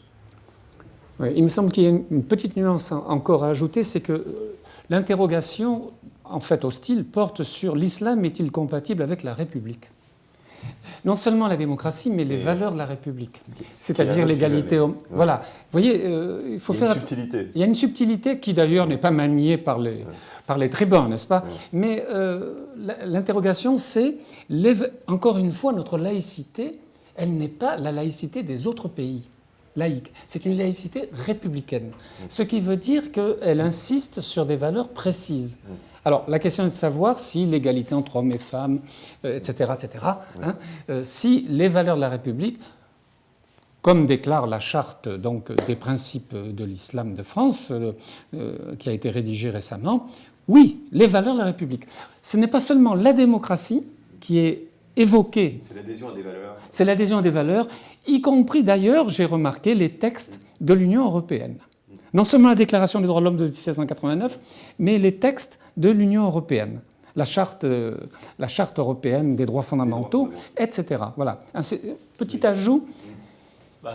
Si je me tais, c'est encore une fois pour dire que nous avions eu l'occasion, soit dans la presse, soit ici, de répondre à cette question.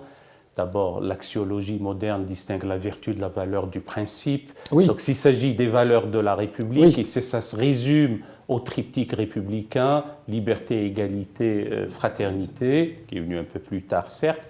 Pour la liberté, nous en avons parlé. Certes, il faut gagner la bataille de la liberté tout court, la liberté de conscience, la liberté d'expression, la liberté d'opinion, etc.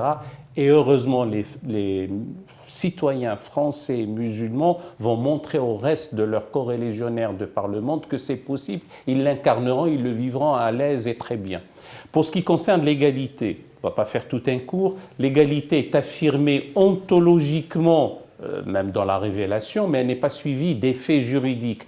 Il se trouve que dans notre pays aussi, la force est à la loi, sinon ça serait la loi de la force et nous ne le voulons pas. Et bien s'il y a une dévolution successorale, le notaire va donner, selon la loi française, la même chose à la fille et au garçon. Donc on ne va pas barguigner là-dessus, on ne va pas tergiverser. Ailleurs, on se posera la question sur le bonheur des femmes musulmanes en France.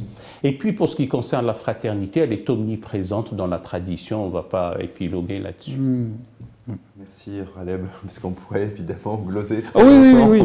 sur le sujet. Il y aurait beaucoup encore à dire. Et là, professeur, il y a un point qu'on n'a pas abordé, mais qui est une question d'un ou d'une internaute, c'est la question de la tolérance. La tolérance est-elle une concession?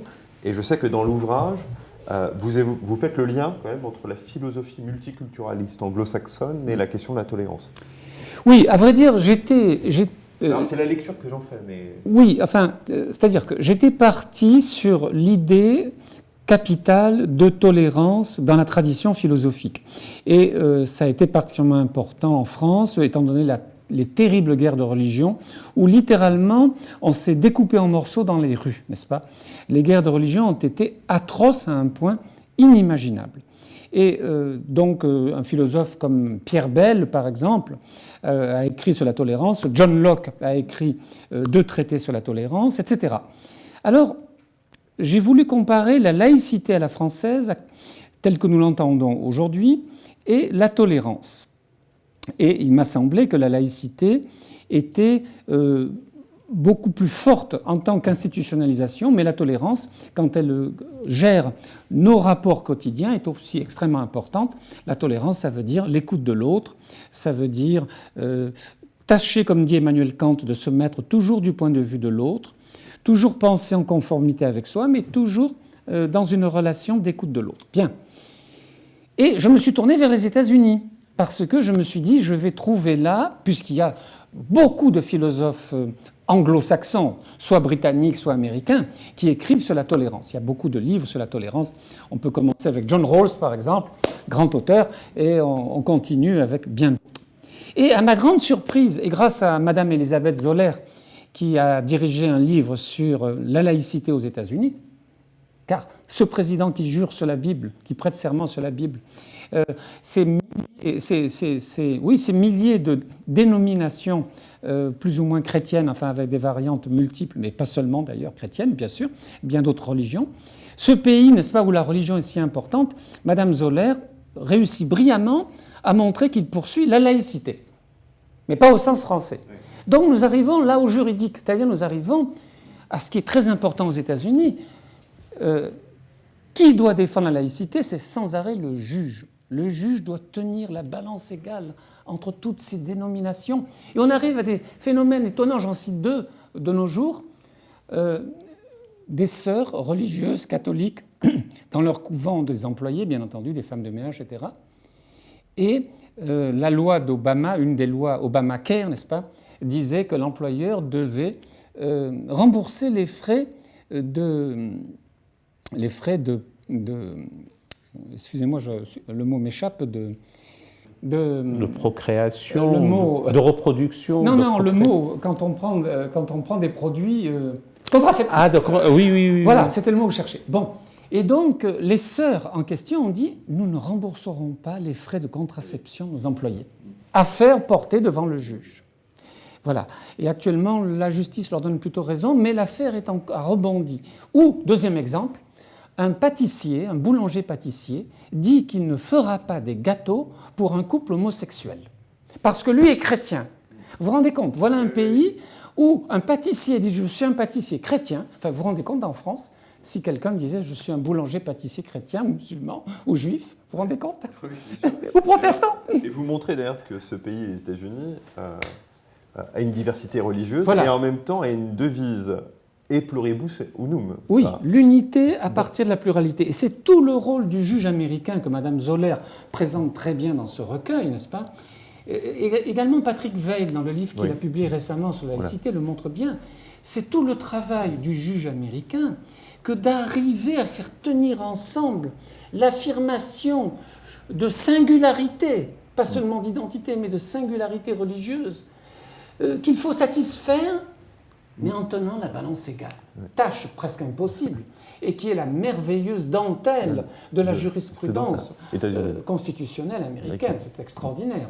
Les textes de la Cour suprême, que Mme Zoller d'ailleurs a édité, sont des dissertations d'histoire, de philosophie, de psychosociologie. Enfin, les grands juges américains, pas ceux qui ont été nommés pour des raisons bassement politiques récemment, les grands juges américains, notamment de la Cour suprême, sont tout à fait impressionnants. Alors, pour terminer, il n'est pas question de tolérance. Oui, voilà, c'est ça. La tolérance n'est pas la question pertinente. Ce qui est pertinent, c'est de rendre à chacun ce qui lui est dû dans un principe d'égalité entre toutes les religions. La tolérance, là, n'est pas opératoire. La finesse du droit se passe de ce concept. C'est ça qui m'a beaucoup étonné. J'ai voulu en faire part au lecteur. Tu convoques toujours, je crois, l'expression de Claudel pour la tolérance. Oui, on va peut-être la redire. Oh, c'est méchant, ça. Ça, c'est méchant. Qu'il y a des maisons pour cela. Enfin, c'est vrai que l'idée, c'est de ne pas être toléré ou de ne pas tolérer son semblable, comme la police tolérerait un stationnement sur le trottoir ou un organisme qui prendrait un médicament par inadvertance. La question, c'est une exigence à la fois de respect, de reconnaissance et pourquoi pas d'amour, de bonté, de prise en compte de l'intérêt d'autrui, d'être dans une approche de sollicitude. C'est ça le plus important. Ça, c'est la vertu de tolérance. En plus, ça devient la vertu. Et sinon, il y a effectivement cette égalité devant la loi. Aussi, on ne va pas recourir tout le temps devant les juges et d'aller devant les tribunaux. C'est de plus en plus le cas.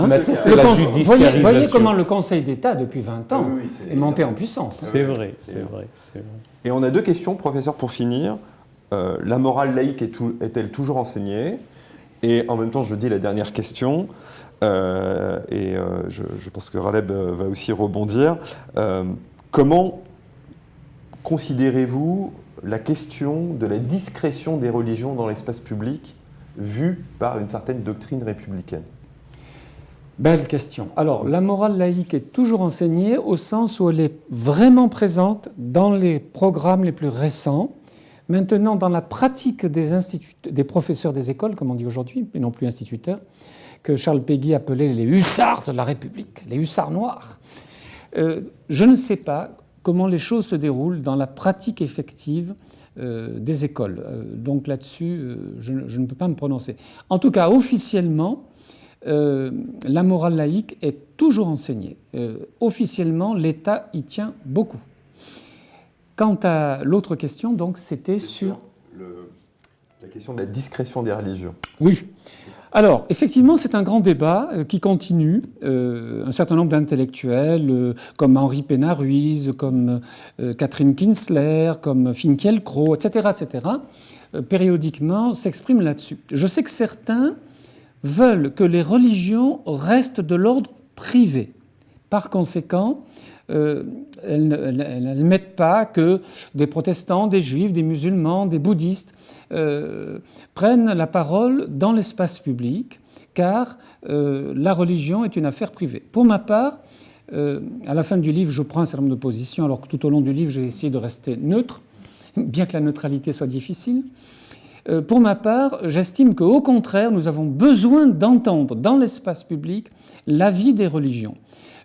C'est institutionnalisé pour l'Église catholique, puisqu'il y a maintenant ce qu'on appelle les rendez-vous de Matignon. Le Premier ministre reçoit régulièrement les évêques. Et je pense qu'il est de la plus grande utilité sur les grandes questions politiques d'entendre un avis qui n'est pas politique, justement, qui est juif, qui est musulman, j'aimerais bien, qui est éventuellement catholique, etc., etc. Voilà, pour ma part, je crois que nous n'avons pas à perdre, nous avons à gagner d'écouter ce que les religions ont à nous dire. Voilà, c'est mon avis, mais on peut évidemment le contester. Professeur, merci pour votre franchise. Peut-être, Aleb, de rebondir sur ce point. Là-dessus, je crois que je distingue deux aspects. Il y a l'aspect où l'on dit les églises, au pluriel, ont aussi, en matière de sens, sont une référence pour une partie de la population en tout cas, et qu'elles aient quelque chose à dire ou à proposer, surtout en termes de solidarité, de fraternité, d'enseignement. Oui, il faut les entendre. Je suis de cet avis-là et je vous rejoins. Il n'y a aucune raison d'être un peu dans la discrétion. Toutefois, non pas à l'imposer. Elles sont consultées, elles donnent un avis. Surtout sur les questions éthiques, sur les questions qui relèvent de la dignité de l'homme, de la dignité humaine, bien sûr. Et puis, je regrette pour ma part la frilosité des hiérarques musulmans qui ne s'expriment pas sur les questions relevant de l'écologie ou de bioéthique ou du génie génétique, etc. La question n'est pas simplement de revendiquer tel ou tel droit, c'est aussi une participation pour le bien, l'intérêt général ou le bien commun, etc. Là, oui. Maintenant, je crois percevoir dans la question de l'internaute, homme ou femme, c'est la parole de l'imam Tarek Obrou, le grand imam de Bordeaux, quand il a appelé à plus de discrétion. Le mot discrétion est significatif. Voilà, des musulmans. Et dans son esprit, ça relève d'une forme de pudeur, etc. Je vous rejoins, la question de la pratique religieuse dans le cadre laïque de la République n'est pas qu'une affaire privée où l'on est simplement chez soi. Il m'arrive de regarder, notamment lors de la Semaine Sainte, du côté de la butte Montmartre, une sorte, on reprend la Via Dolorosa, en tout cas le chemin de croix. Il est même arrivé de voir sur des péniches telle ou telle procession. Oui. Bon. Dès lors que l'ordre public est préservé, il n'y a aucune raison de ne pas permettre telle ou telle manifestation publique relevant d'un culte. Ça, c'est du point de vue du droit. Maintenant, l'ériger comme un devoir, comme un droit absolu, etc., je laisse la possibilité aux responsables religieux, en l'occurrence responsables religieux musulmans, de voir dans quelle mesure,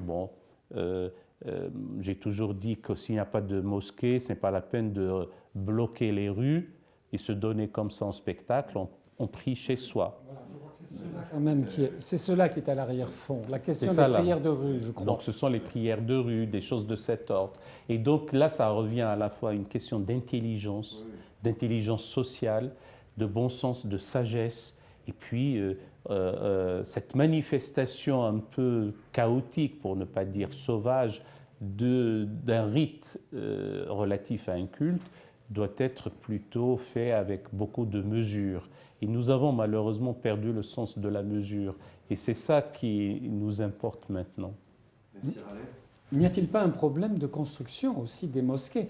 Mon ami juriste Jean-Pierre Machelon, qui a publié un petit livre et qui a été chargé par Nicolas Sarkozy jadis d'une commission laïcité, rappelle que nous avons en France un devoir constitutionnel. Ce devoir constitutionnel, c'est de veiller à l'égalité entre les cultes, et cela veut dire de veiller à ce que le culte musulman ait des possibilités de lieu. Donc il faut envisager les financements, bien entendu. Bon, nous n'allons pas entrer là. Mais enfin, je salue votre esprit vraiment de mesure, de modération, monsieur. Mais moi, pour ma part, qui ai lu les juristes, je signale qu'il y a quand même un problème de lieu de culte. Oui. Alors, je le dis et je le dis clairement. Lorsque le besoin se fait sentir, il n'y a aucune raison de ne pas autoriser, lorsque la législation en vigueur est tout à fait satisfaite et respectée, l'ouverture d'un lieu de culte. Je l'ai toujours dit, et encore moins le fait de les faire sortir de la ville, parce que j'ai vu certaines mosquées dans la ZAC, la zone d'activité commerciale, voire dans la ZI, zone industrielle, pour qu'ils soient un peu à l'extérieur, et ça, ce n'est pas normal. Bien sûr, je le dis.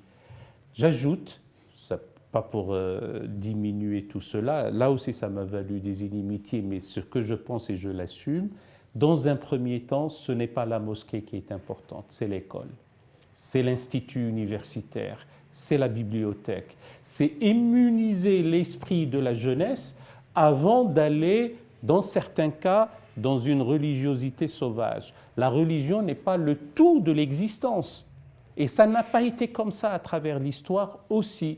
C'est un moment il y a une prise en charge spirituelle de cette jeunesse, mais pour pouvoir avoir cette prise en charge spirituelle, il y a lieu aussi d'éveiller les esprits eux-mêmes, notamment à l'esprit critique.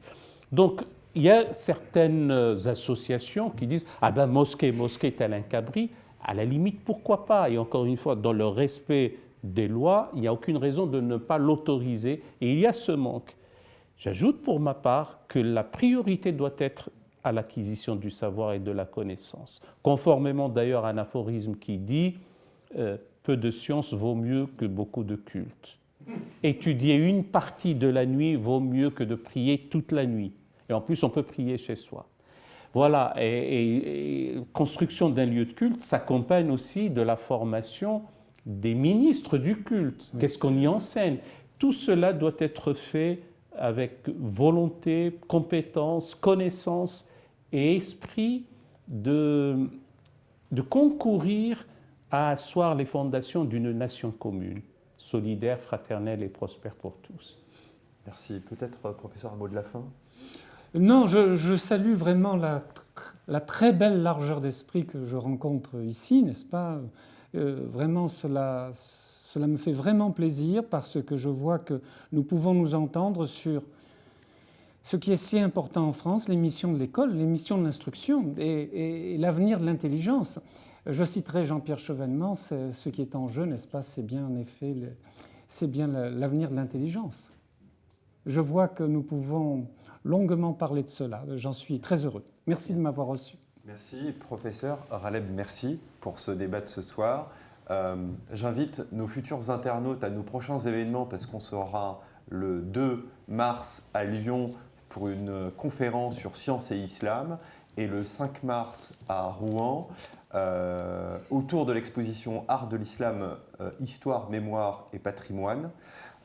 Et permettez-moi, professeur, parce que vous avez cité au début de votre ouvrage une citation de Paul Valéry, « Si l'État est fort, il nous écrase, s'il est faible, nous périssons ». Et je pense que nous pouvons disserter très très longtemps sur cette belle phrase de Paul Valéry. Et vous citez à la fin de votre livre une très belle citation de François Tcheng. Et je pense que ce soir, nous avons répondu à cette belle citation de François Tcheng. Peut-être, en tout cas, il faut essayer. Mais donnez-la alors, parce que vos éditeurs vont se demander quelle est cette citation. Ah bah oui, mais alors malheureusement, je ne l'ai pas de tête, professeur. Mais oui.